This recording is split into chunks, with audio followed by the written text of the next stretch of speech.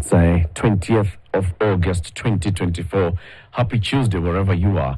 For some people it's still Monday night. Okay. Others it's heading towards Wednesday. It's okay.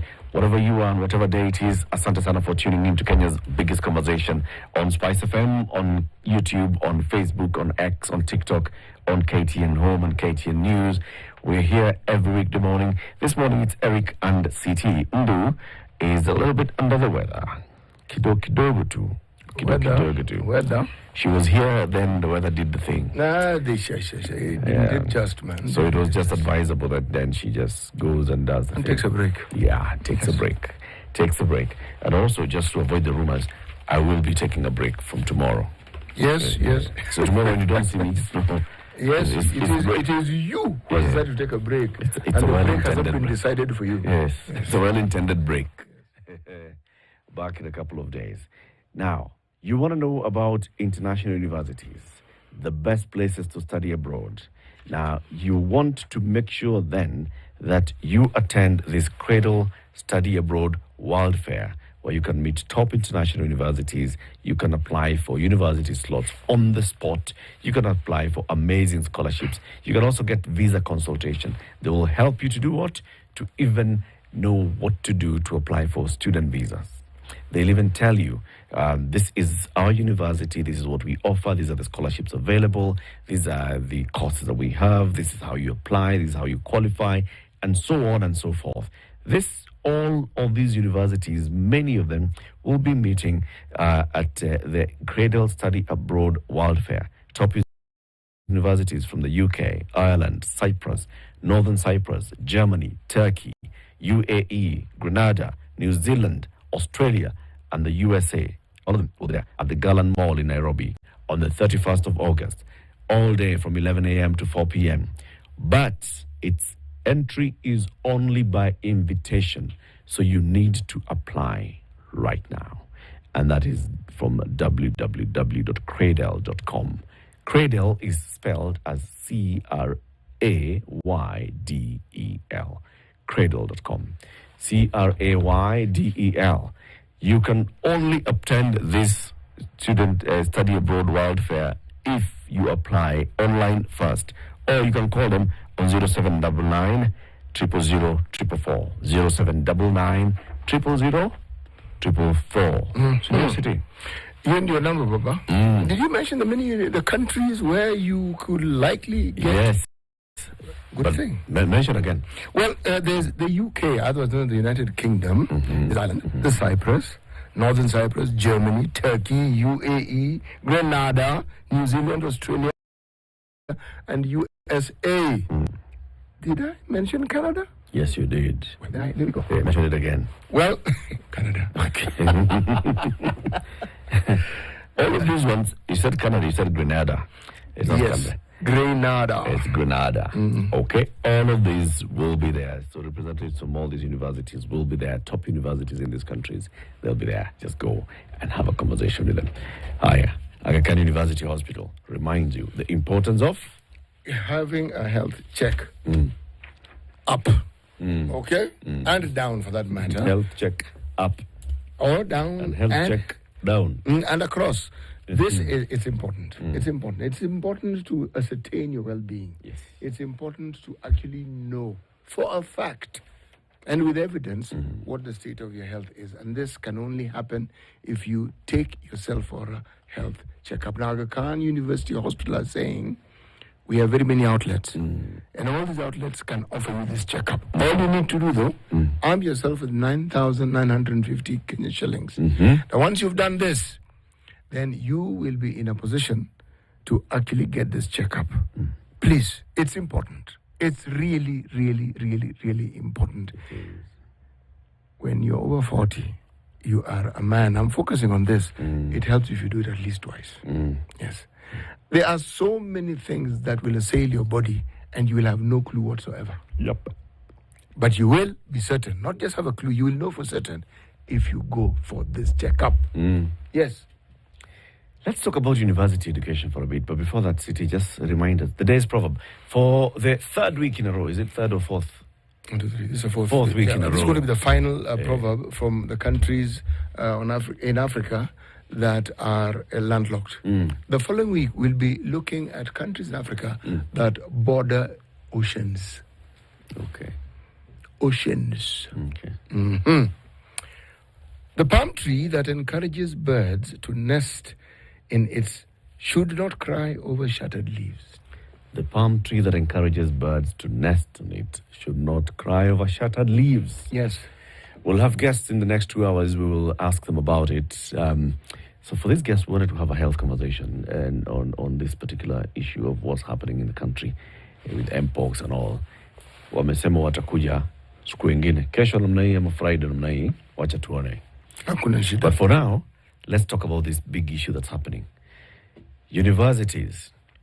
The Presidential Working Party on Education Reforms goes around the country, gathers information from everybody, opinions, prepares a report, takes it to the president, and the president says, okay, yes, what we're talking about is how to get universities out of the doldrums. So, because universities have been in the doldrums. Why?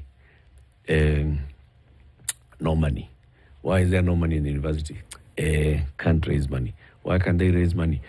You see, a lot of the money from universities comes through government. Okay? Yes. And the government was supposed to be paying for every course. The government is supposed to be paying around, is it 80% or thereabouts? Yes, it's 80. All right? It has been 80. Yes. Differentiated unit costs. That's what it's called. Yeah. And then the rest of the money comes from the student. Yes. And now the student, parents. the student can apply for HELB loan. They so can. basically the HELB loan helps to bridge the gap. Yes. Now the government has not been able to hit that high percentage. No, it hasn't, and that it hasn't for quite some time. For a number of years, the government has just been able to afford less than 50%, 40%, 25% in some cases. Which means there is a bill that has been accruing. All these years. Yes. For offering the various degree courses. Yes. Now that has led to universities having this problem. So what is the solution that the Working Party comes up with? And the other stakeholders, they say, let's rejig the funding model for universities. Let us say that there will be 3 ways in which school fees shall be paid. One is there'll be scholarship, and this is now the taxpayer-funded university. Okay? There'll be a scholarship. The second is that there'll be the loan, the student loan.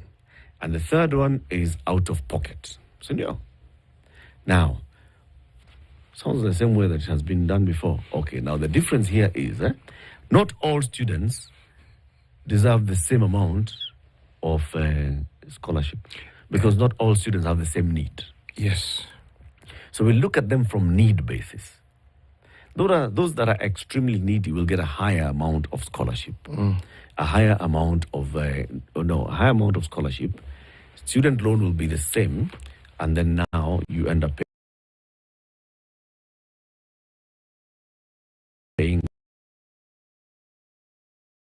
be able, which means that out of pocket will be higher. So, depending on the course that you take. Now, universities sat together and they costed their courses. They said, for example, the most expensive courses are the medical courses. And then the engineering sciences and such. And then the BAs will be the least costly courses. Higher. Now, students who did KCSE last year are applying to join university this year. The new funding structure is in place. So what are they supposed to do? They're supposed to apply for scholarship. The scholarship comes from the university's fund. This is a different entity. Then they apply for HELB loan. HELB loan comes from a different entity called HELB. And then out of pocket is ongelesha mzazi fanya harambe, you get money, it's you paying. Yes. Okay? Yes. Initially there was a confusion because universities then were giving students the entire fee structure. Umekuja kufanya medicine. Hiyo yako ina cost 200 and 600 per year. 490,940. That's a medical course, yes. Medical course. 490,000. Yes. For? That is even band 5. Yes. Higher. But he's expected now to pay 257,000. But now, so the university was giving you the entire 400 Yes, fees. Mkonapewa. So you go find out whether you'll get scholarship, you'll get in university. Which means you also need to consider the categorization you fall under. Yes. Yeah. Because of all the pushback, especially from students, the president was like, wait, but why are universities confusing people? Universities, what you need to do is give students the band that will come from domestic. That is the fee structure you give to students. If you are studying, come here for medicine, these are the 5 bands. If you fall in this band, this is how much we expect to pay. If you fall in this band, this is how much you expect to pay. If you fall in this band, don't give us the other help and the other. With help, you'll get 30%, right? Scholarship, you'll get depending on where you categorize. Still, there are issues. Yes. For example, this story in The Nation today. When Suhail Mkala Mumba scored a mean grade of A- in the 2023 KCSE, he was overjoyed. Although he had expected to score a straight A, nevertheless, he was content with a grade that enabled him qualify for university admission, as that would open up opportunities for him in the future to uplift his family. The Kenya Universities and Colleges Central Placement Services placed the 2023 top student at Kwale Boys High School at Egerton University in Nakuru to study medicine and surgery. Many other students would be overjoyed by such prospects, but for Mumba, there's a problem. The hope for him to pursue his dream career is turning into a nightmare. Why? After applying for government funding through the new model introduced last year, he was categorized in Band 5. Band 5 means yeye akona pesa. In fact, Band 5, katika categorization, the only person who will pay more than him is those in Band 4 and 3. Hii pesa ni mingi. Sana. Pesa iko otas. Pesa mingi. In fact, no, Band 5 is the one that you are paying. You pay. So this is how it placed him in Band 5. After applying for government funding through the new model, he was placed in Band 5, which comprises students who receive the least support. Yes. These are the ones who are deemed to be most able. Okay? The total cost of the program is 490,000 per year.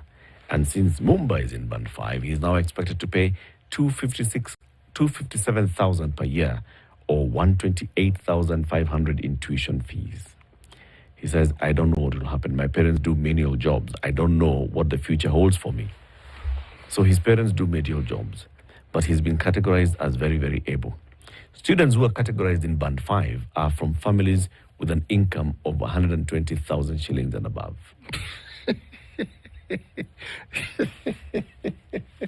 Mumba's family, the parents do menial jobs. Menial jobs means you're paid per day. It's been considered that the parents have an combined income of about 120,000. The funding model splits universities' fees into government scholarships, which are awarded by the University Fund, tuition and upkeep offered by the Higher Education Loans Board.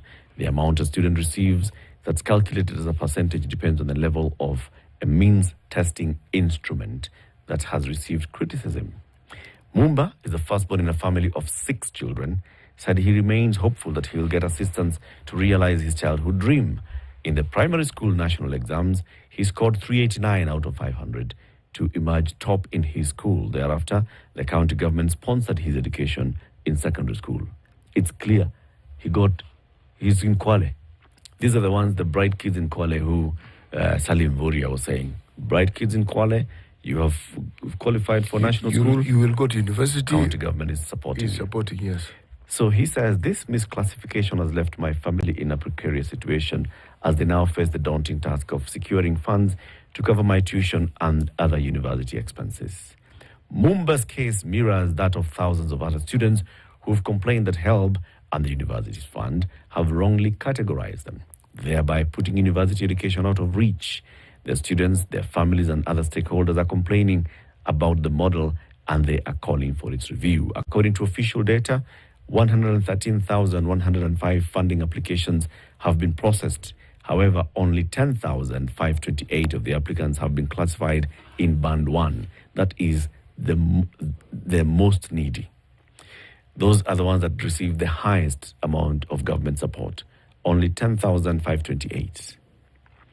Band 2 has 11,393 students. Band 3 has 20,889 students, and over half of the students have been placed in either Band 4 or Band 5. That's why they're paying higher amounts. Another 7,194 students are self-sponsored, and they only qualify for the upkeep loan, and they don't get a scholarship. So if you're self-sponsored, you only get HELB loan. You don't get scholarship. You pay the rest from your pocket. Okay? Now, majority of these students, therefore, are categorized in either least needy or averagely needy. Okay? 113,000 applicants. Now, many of them are complaining and saying, I have been placed in the wrong category. We hosted the CEO of the University Fund here a couple of days ago. We did. Last week, but one. Yes, it was last week, but one. And he was explaining how they do this. They ask you for all this information.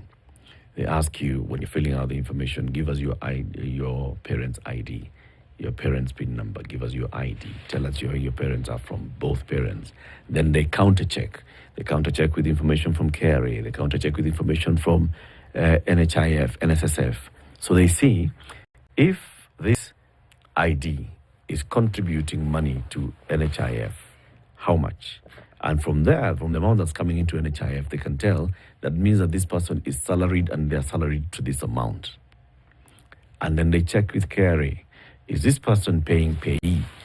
If this ID and PIN are paying payee and this is how much they're paying, then they can tell that this is how much this person is earning. So they can tell this whether you're able or not.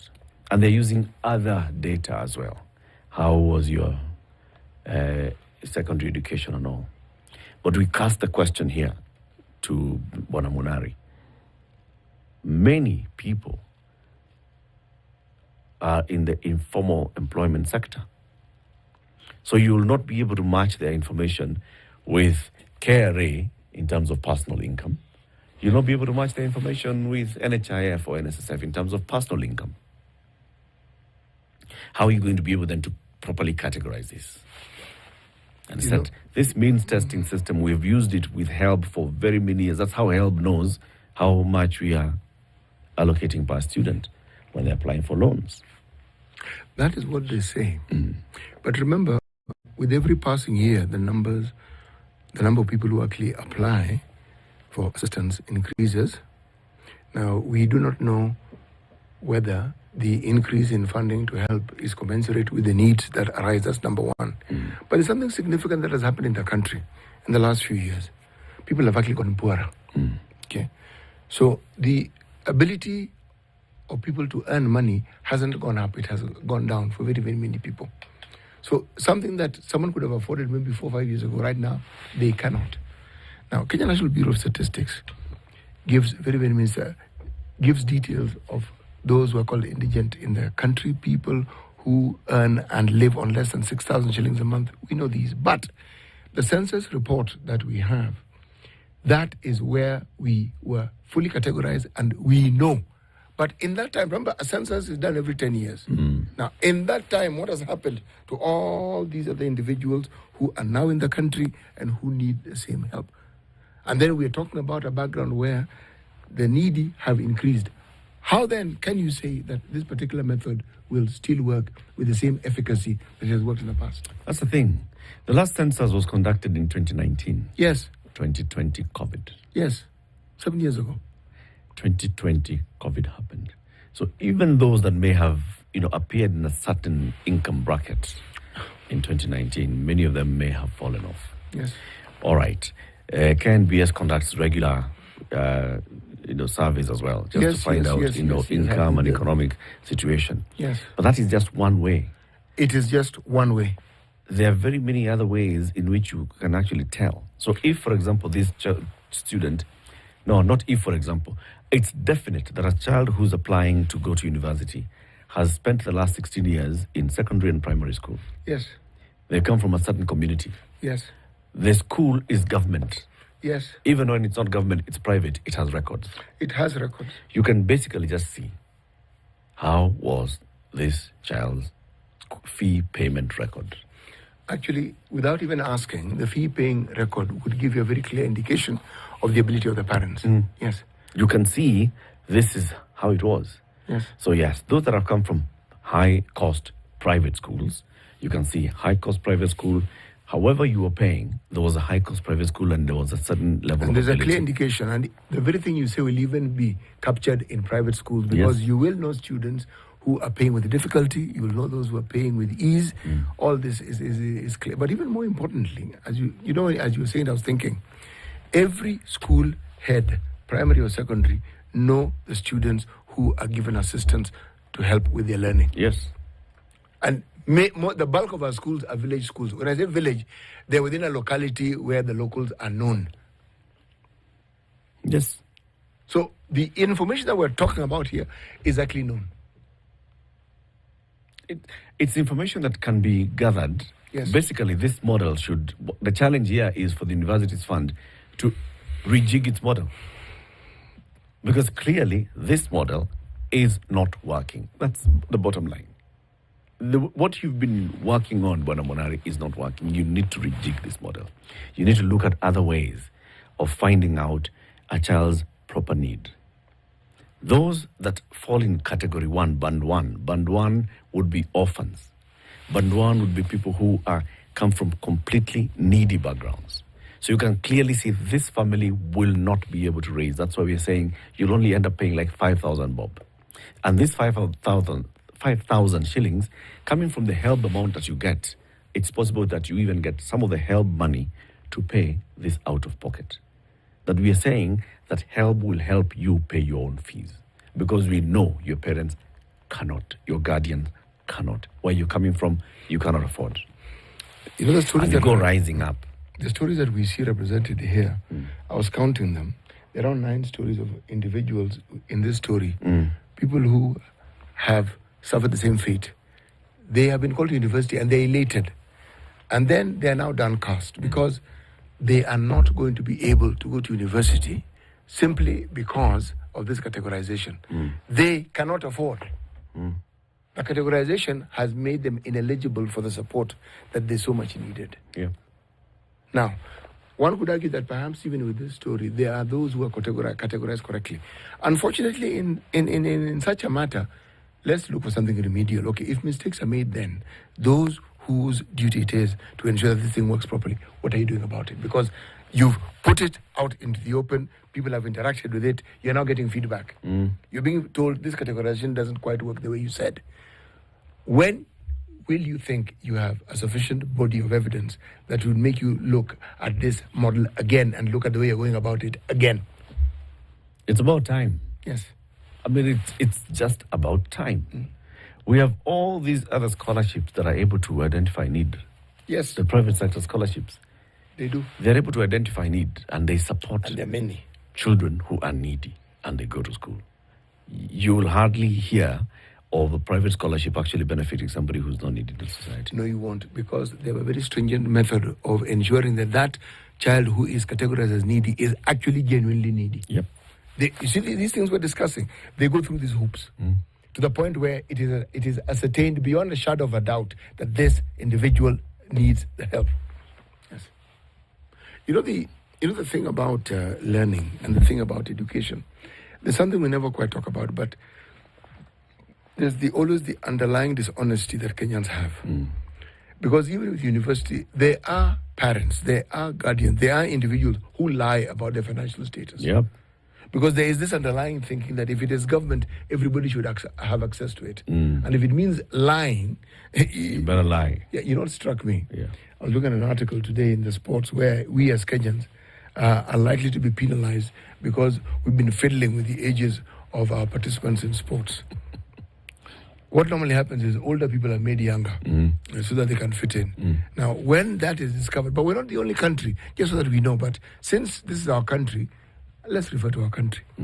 If the mindset that we are dealing with is one where people are not willing to be honest in things that count, or they're going to argue that if it involves getting their children a leg up, they will do everything involving cheating, then this particular system is going to face a challenge where instead of people honestly applying the truth as they know it, they'll be busy trying to beat the system. And those who are disadvantaged to begin with will continue being disadvantaged. That's true. Let's take a break. We'll come back. Maybe we'll open up the phone lines to hear from you. 26 minutes to 8. There's lots of complaints about the universities and the funding model, and particularly how the means testing is being used, because the university's fund is using a means testing method that categorizes students according to need, band 1 to band 5. Many are finding themselves in band 4, band 5, and they're saying the amount of money that I then required to pay for school fees is something I cannot afford for the particular course that I've been admitted for. Now, that's where the issue is. What should happen? We'll be back shortly. Good morning. This is the Situation Room. The only way to start... Hey, Baba Boy. Gas